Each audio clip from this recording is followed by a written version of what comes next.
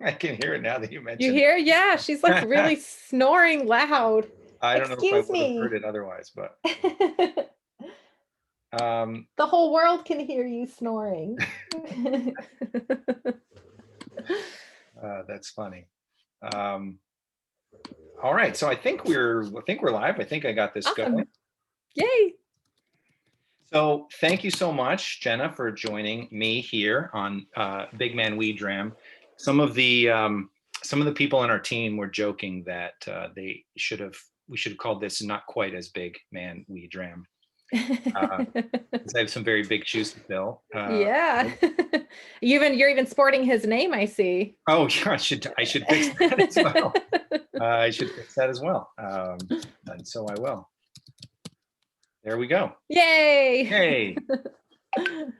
Um, so so tell me, you were in the film, which is amazing. Thank you so much again for all your support, your continued support. You've been amazing. I know since we made the film, and we've talked since then, that now you're with um, the SMWS, and one of the things I wanted to talk about is, because I know that I was talking to Greg about this, is that you guys have started to do Irish whiskey as well. And so I wanted to ask you about that, Yeah. sort of what you guys are doing. And So it's as far as the Irish whiskey goes. So we've actually bottled a few different Irish whiskeys over the years, and even though we are like the Scotch Malt Whiskey Society, with a heavy focus on Scotch whiskey, we're always out to find the best whiskey the world has to offer, whether that comes from Ireland or Taiwan or Australia or Canada, wherever, France, wherever in the world that may be. That's something that we're always open to, because there's whiskey's so diverse, and it would be a shame to just stay in the Scotch whiskey world when there's so much incredible whiskey out there to be enjoyed. And so we've actually bottled from Bushmills. We've done Cooley, and then a Cooley Peter the Connemara over the years, and it's something that we hope to bring more of in the future. It's something that we're definitely working on. But currently, right now, we have a lottery system going for a bottle of Irish whiskey from Distillery 51. You have 3 options of what that could be. And keep in mind that we're now up to, over 150 distilleries that we're bottling from. So this distillery was the 51st. So we've been doing it for quite some time. It's just we don't see it quite as often as we obviously Scotch whiskey. But yeah, it's definitely something that we are, trying to bring more of. And I'm really excited because I love Irish whiskey. I was just having this conversation the other day. Scotch was like really what got me into whiskey. And it will always kind of be my first like true love. But outside of like, if I had to put things, into order, into some kind of first, second, third, it's so silly, but I outside of like Scotch whiskey being my true love, I love Irish whiskey. I love it. I went through kind of like our collection here, and I was like, oh, I actually have a lot of Irish whiskey. Like, I really like it. And there's not much left in any of these bottles. And so I'm really excited for like this big boom that the Irish whiskey world is receiving right now, because I think it's so well deserved, and there's just some magnificent whiskey out there that comes from Ireland. yeah, it's exciting. It's exciting, I think, too. I mean, we've heard so many people tell stories about Irish monks transporting whiskey to Scotland. It's fascinating to see the sort of renaissance of Irish whiskey now. Yeah, it's been happening for so long. I just kind of did a small piece on, women in whiskey, and learning about like, Ellen Jane Corrigan from Bushmills, who like, you can't even find a picture of her. There's no picture of her because it was that long ago, Right. so the Irish whiskey culture and Irish whiskey, just in general has been happening for so long. And it's really nice to just see it finally like be in the spotlight, because it's so good. And you were saying you were saying that your first love is Scotch whiskey. Is that where you started in Scotch whiskey? Yeah. Yeah, Scotch whiskey it was a Macallan 18 that my husband was drinking one night, and he had this like sly little look on his face, and I didn't like it. And I was like, I'll drink it too, like it doesn't have to just be you. And I tasted it and I was just like, what in the world is this? Yeah. I Wow, was that's an like, amazing first dram. yeah, yes, yes. And I just like totally just was enamored with it. I was like, there's no way that this is whiskey. Whiskey does not taste like this. Like Right. whiskey, this has never been, and like I wasn't a drinker really at all. Yeah. Like I would have like I love a good IPA, like a good beer, like a really cold beer is like one of the best Yeah. Yeah. things. Yeah. And so I really wasn't even into any like cocktails, nothing. And I tasted that and it just totally caught me off guard. And that's what made me jump in head first. And I'm so grateful for it because gosh, there's some damn good whiskey out there. Yeah, for sure. For sure. I think my first whiskey I ever had was probably an Irish whiskey. But my mother's Irish, and so there was always an Irish whiskey is the sort of whiskey of choice in my house growing up. But yeah, it wasn't Macallan 18 for sure, I would I know. guess. I It's feel like not I something at feel that kind of point. like I feel kind of like a butthead for even saying like, oh, that was my first whiskey, because that's like really rare and that's like a privilege to be able to say that.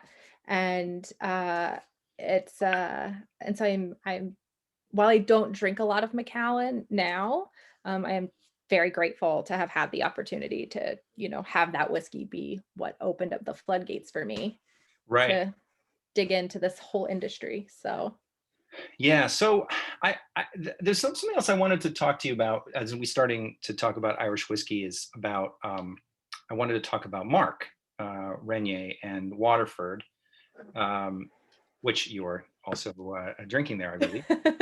But the thing I wanted to talk about is something that in making the film really fascinated me, and the article that Waterford was just boosting a lot, which was this paper about the scientific evidence of terroir, and was fascinating to me because there's something about whiskey that for me I feels like stands apart from anything else that I've experienced, which is this incredible dedication to science, like the scientific paper that comes out about a product that is made by and large using pre-industrial technology, um, is a fascinating combination of things that is part of what for me makes whiskey so special. And I want to know if you had any thoughts about that. About we spent yeah. some time filming at the Speyside Cooperage, and to me, watching these guys build barrels in what I can't imagine looked very different technique wise than it would have looked hundreds of years ago. Even the tools they're using looked like Yeah. they were like of another time. Well, it's funny because even in the film, when Jim talked about those tools being left for him, like to have something that's that old and, to be in that condition, and like it's kind of like that saying, don't fix it if it's not broke kind of thing, that they've like had such success in, building these casks or doing things in certain ways to produce the whiskey, whether that's cooperage or the stills or, whatever the case is. So I think it's really awesome that while a lot of those core kind of practices, in crafting whiskey have stayed the same, you can still have so much innovation and Yeah. so much growth outside of that. And I think that's really cool and really exciting. And Waterford's a great example of that, because it's like when you go visit the distillery, it's like you have this new shiny, the facilitator, on the right, and it's so industrial looking. And you go in and there's all this like machinery, and then you see these two beautiful stills like in the middle of it, and you're Yeah. kind of like you kind of have to do like a double take, like everything's so state of the art, and then you see these beautiful copper stills, and it's that kind of moment in like visually being able to see that, okay, you can have all of this advancement in technology, but still like stay true to, these core, practices in, producing whiskey. I think that's Right. such a cool thing. Yeah, that was something that really stood out to me about going to Waterford, was that we had spent, by the time we got to Waterford, we had walked through a dozen dunnage warehouses, which are the least sort of modern technology type of thing that you can experience, in terms of the wood, the dirt floors and the coldness and the dampness The of it. smell. Yeah, exactly. And then to be, we walked into Waterford and you see that big board up on the wall with all of the, the lit up board. And I remember thinking to myself, and hearing Mark talk about the ways in which they ensure the purity of the spirit through the internal cleaning mechanisms for all of the pipes and stuff. And then contrast that with going to a place like Springbank, where it feels like that whole mechanism hasn't been different Yeah. for 100 years. Like, it's looked Yeah. exactly like it has looked and functioned exactly as it's functioned forever. And I remember thinking to myself, being startled first to see how modern Waterford looked, and how and how cutting edge it looked, and then thinking like, why is that surprising? That's a statement unto itself, that is Yeah. surprising, because so many of the other places we went to felt like from a different time. Yeah. And I think that's because that's like the story too that's told, right? When talking about, Scotch whiskey or even bourbon or, things of that, or really any of them, Irish whiskey, that, everything's just like old and it's been here for hundreds of years. And, we're using the same equipment that, our founding fathers were using, and, things like that. And Bruichladdich is a great example of that, for them to have, all of that Victorian aged like equipment, and, they're still using it to this day. So that's, I don't know. Yeah, I think you're right in that statement, that it was kind of a shock to see something so like industrial, but then you can just like go across the little pathway, and that's where the old like brewery essentially was, and like to Right. walk through that and to see like these big Oh yeah. giant, oh my gosh, that was the coolest, like to see, these big open air fermentation tanks that looked like giant like hot tubs, Right. and like this old creaky building, and there's like cobwebs and like ghost in there, Yeah. like that was really cool to kind of, be able to see both sides of the spectrum really there, the really old and, like original equipment. And then you just like dart across the little path, and you're in this like state of the art, modern aged facility where they can literally track every little step of the way. Yeah. And that was so cool too, to like see they have these systems put in place that, I mean, they can really like trace this down to like, what the weather was like on the day that this barley, Right. was, Yeah. Yeah. so that's so crazy to me. So it'll be interesting to kind of see in these newer distilleries that come up what that looks like. Will they kind of keep it old looking, Yeah. or, will they kind of go towards the kind of state of the art modern look and feel? So Yeah. Well, I hope both. I hope both. For me, it's part of what makes the experience of going there so romantic, and it's changed my taste for whiskey dramatically, being there. Um, I don't know if you've experienced this, but I was in love with whiskey long before we made this film. But going there and being amongst the, smelling the wood and the dirt and the earth, but then also see, like seeing the we have many shots of this in the film, but we're in a white room with Mark, which feels like a laboratory. And same with when we were at Gordon and MacPhail, that it feels like you're in a lab. And of course there are tons of labs, that are the height of science. And when we talked to Dr. Rachel Berry, the interview, there's a scene which is one of my favorites, where she's talking about all of the different kinds of sciences that she's mhm. studying, and I don't know what a single thing that she's saying me. I don't know what any of those things mean. But that scene has always been one of my favorites because she talks about the marriage of the science and the art as this Right. thing that makes whiskey special. And yeah, what Waterford is doing in that regard is really fascinating to me. And I'm interested to see how the new distilleries, you know, new distilleries Yeah. being built sort of can try to hold on to some of that old magic, even though they're new. And Yeah, and I think they can, and it's I think the whole terroir topic is so interesting. I was actually before this, I just did like a interview with Allison Park of Bren, and she really started that company because she had a fascination with terroir, and she wanted to show that terroir could exist in French single malt, and it's it makes sense. Like when people started talking about terroir, and when I tried to start understanding what it really meant, like when, at Bruichladdich, and it makes sense to think, okay, yes, terroir does exist in whiskey. How doesn't it? Like I can taste a difference in my tomatoes, right. like it felt like it made sense. And I guess the big thing that I was always told is that, well, distillation kills off any of that flavor. So regardless, it's all going to taste the same after it's been distilled. And when I sat there in that lab, at Waterford, and I tasted through all of these, like, new made spirits from all of these different places, I was like, my mind was so blown. Totally. Like that moment, I was like, there, no one can sit here in the seat and tell me these all taste the same. Like Right. it's impossible. And I remember there were some that I tasted that I was like, is this on a farm? Like it literally tastes of farm. Like Yeah. pigs were running through this, like like It's a I big can terroir. taste, yeah, like I can taste like horsehair in it, and Yeah. like hay, and this like farmy funk. There were so many of those whiskeys that you could really taste the place.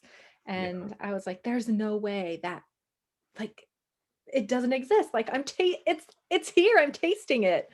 And so to, see that article come out, that science has proven that terroir exists is pretty cool and pretty exciting. So it'll be interesting to kind of see what this does to the whiskey landscape as a whole. Yeah, I think it's good. When we first talked to Mark and he talked about resistance to terroir, and then we started looking into it and started reading about resistance to terroir, it struck me also as unusual because it feels like something you want to be true even before it's proven Yeah, true. totally. Something for me that has always been special about whiskey is its journey. When we try like a really old whiskey and then start thinking about the things the things that have happened in the world while this whiskey existed, and if the whiskey is of the environment, then all those things have impact, on the whiskey. And so if why the longer that journey is, the more interesting it is. I think the better story it tells. I mean, why Yeah. would you want that to be true? I'm glad that the article came out, and I'm glad that it's being boosted. And but yeah, it's a better story then too. Yeah, it is. And I guess there you can always look at it as just a story, and it's like good marketing, and it's like whiskey's a business. I get it, but I think whiskey too is so much more than that. I think it's so much more than a business, and it's so easy to romanticize it and to like get sucked into the marketing spiels and the stories and all of that. But I think what's really special about whiskey is that it's something so personal to each of us, Right. like my connection with it's going to be different than yours and different from my neighbors. And but that's like the beautiful thing about it Right. is that, we could have a giant table and we can set a bottle of whiskey down in the middle of that table, and 100 different people from all over the world can come together, and we can all like relate. We can all relate because of that one bottle of whiskey. And I think that's such a cool thing. Yeah. So I don't know, maybe I, drank the juice, so to speak. And Well, I agree with you for what it's worth, but I think the terroir and the hyper localization of the terroir also is like is a really important part of that story, because those 1,000 people that are sitting around your table drinking that whiskey are all connected to a farmer, yeah, some small in some, small part of Ireland and or Scotland or wherever that place is, that you've a shared experience. You have a direct connection to that person on that farm. And I think, it's a lot of people talk about we asked everyone in the film, and most of these didn't make it into the final cut, but we asked everyone what their favorite thing about whiskey is. And a lot of people talked about the communal nature of it, is the coming together, the shared experience, but also, you bring a whiskey to share with someone else that's important to you, and back and forth. And once you tie terroir into it, then you're also tying in those people that grew the barley, and you Absolutely. said the pigs that ran through that field, and like all of the things that tie, from the distillery to the people who make the whiskey to the people who grow the barley, the geese in the field, whether they ate the crop, and like there was all of these things factor in. Yeah. Becomes a not just a story, but it feels like it ties the humanity. There's a greater degree Oh, of humanity tied into the experience. absolutely. I couldn't agree more. And I really love that because, you can like see on auctions and whiskeys, that are, more than a house, and, these price tags and all of these kind of like fancy things that can be, tossed around whiskey. But at the end of the day, like this is like a humble spirit that was made by humans, like human Right. beings Right. made this, with their hands, and like sent this out into the world, for us to critique or to judge, or, so it's to be shared. Yeah. And, I think that's what's so special about it is, that there is such a human connection to this stuff. And I think more people need to, drink whiskey and feel that human connection. I agree. So this is actually a really good segue, I think, for the other thing that I wanted to talk to you about, specifically that relates to the society, Mhm. is the smaller distilleries. Yes. And we talk about, in the film a little bit, about the releasing um, small distilleries out of the big houses that would, or the big like conglomerates that would release uh, you know uh, whiskeys out into the market that would start to uh, make people aware of those names, and sort of help launch single malt into a thing. Um, but you guys are really sort of carrying that torch, by selling and bottling and selling these smaller distilleries in a much larger way that sort of helps amplify their reach and their voice. And yeah, I just wanted to get your thoughts on sort of what that is, if that's a specific thing that you guys try to do, or if that's just a circumstance of of just what you find that that works. Yeah. There's a reason why some of these smaller distilleries aren't more wider known, and that's something you guys are changing. Yeah, I think that's a few reasons, and I don't know how these relationships came to be over time. I don't know if Pip Hills, our founder, was the one who really, put these relationships into place. But one thing I talk about this every day. One of the things I do really love about the society is that it has introduced me to so many whiskeys that I never even knew existed. Distilleries that are just part of, like you said, part of a blending, house essentially, that go into these, your Johnny Walkers or your, Chivises, or, whatever the case is, all these bigger blended whiskeys. So to be able to kind of have like a single component from those distilleries, especially in single cask form, is really, special.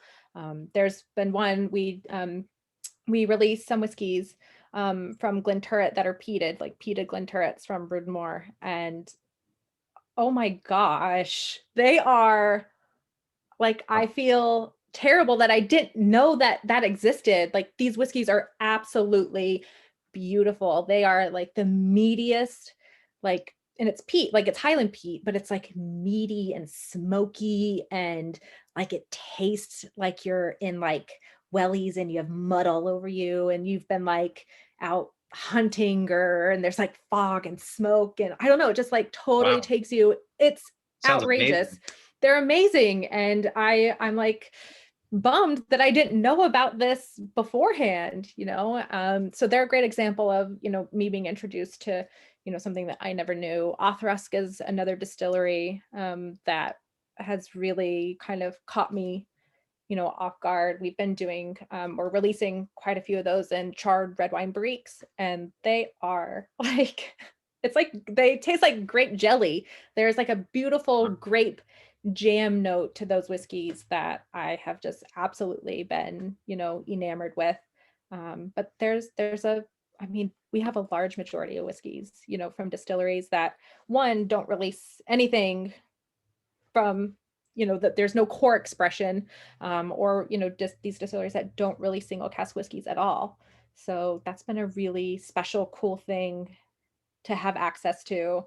And it's totally just opened up my taste buds to, you know, flavors I've never experienced before. And it's been really cool.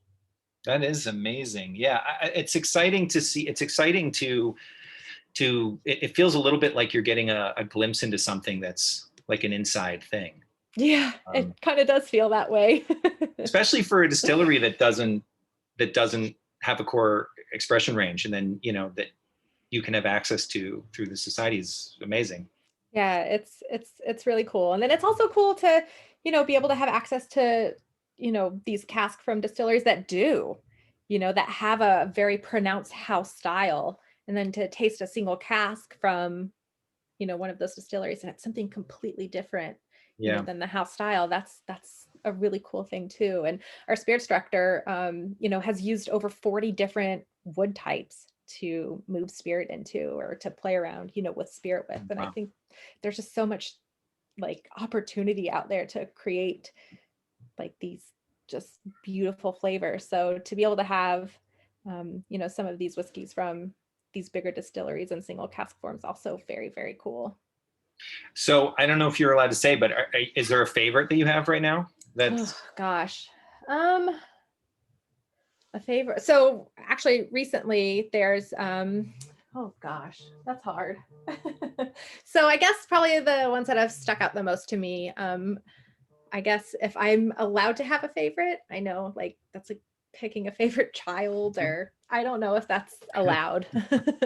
But my most memorable society whiskey actually came from Loch Lomond. And it was the first Loch Lomond cask we ever bottled. And I just fell head over heels for Loch Lomond. Their story, what they do, their whiskeys.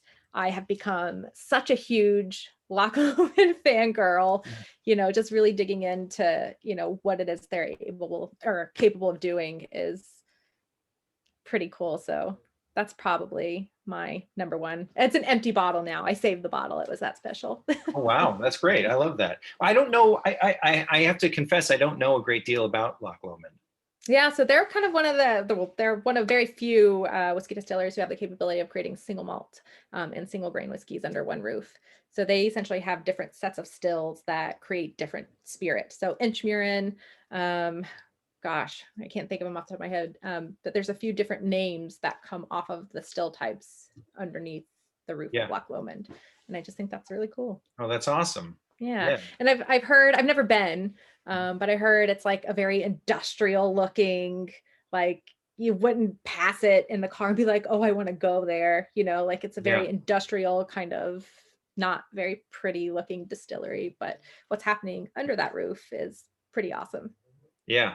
That's it's funny you say that. It's something that struck me a lot driving through Scotland making the film is you'd come across a distillery and you'd have some that were just beautiful, like just really beautiful, and you'd go walk around just like, oh my God, it's stunning, and everything is, I'm just off the top of my head, it makes me think of Ardbeg is really beautiful, and it's right on the water, and they have all these barrels that are all out in front, which I'm sure don't carry anything. They're all out in the just piled up in the courtyard. It's sort of this big long flat bed of barrels, and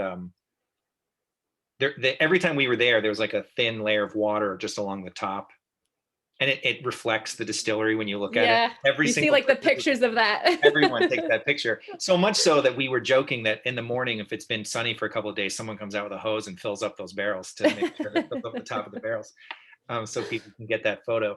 But then you'd pass other distilleries that you know didn't look like that at all. Were built just built wise just for purpose. Right. And it's fascinating visually to go just to see and be in those different places, and then to taste the spirit, which in many occasions had no connection to the the structure or the building itself. These Right. really incredible.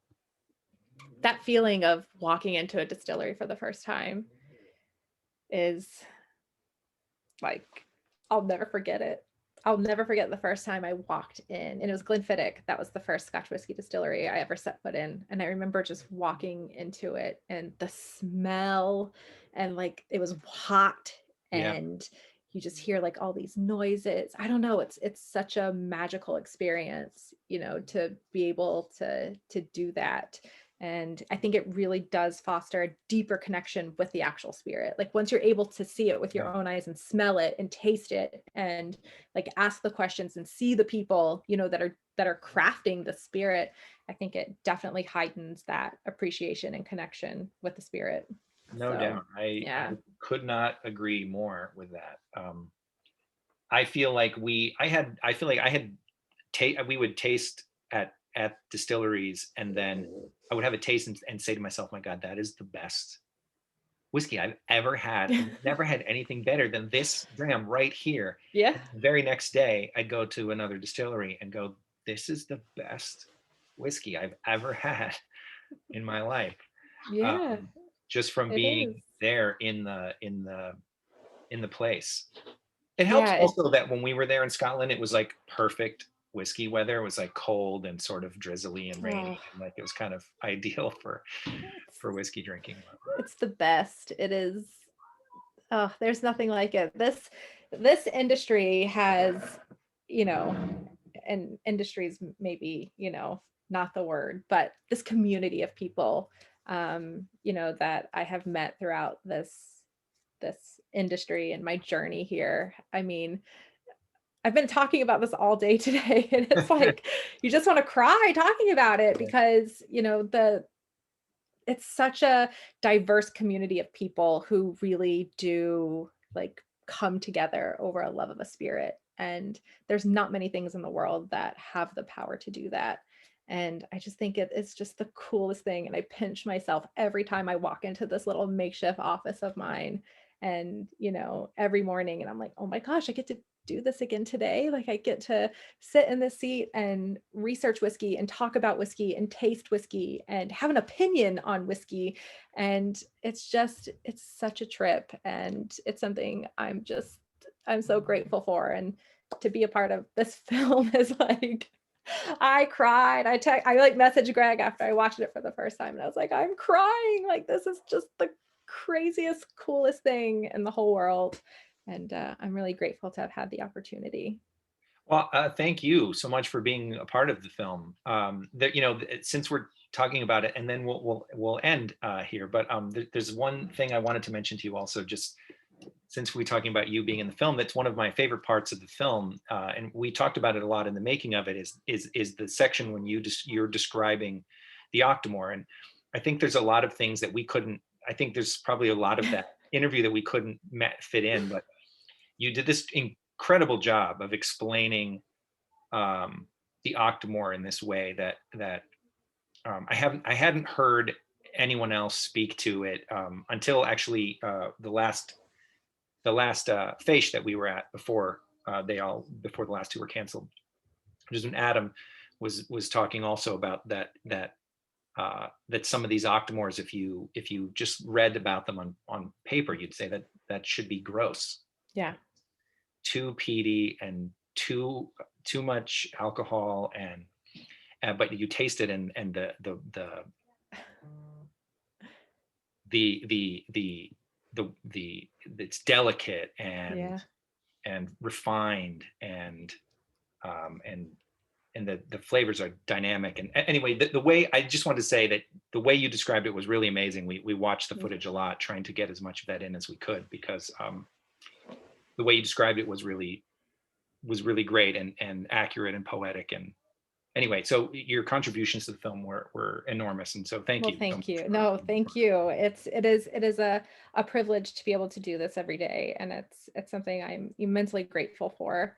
And I hope I'm here for a long time, being able to do this with people like you. So I'm very grateful. So thank you. Well, on that note, I think maybe we should call it a day. And All right. thank you so much Thank for you. Jenna. I really appreciate it. Thank you for anybody who's watching, and yeah, hopefully we'll get a chance to do this again soon. Yes. All right. You know where to find me. I do indeed. Thanks. All right. Bye. Bye.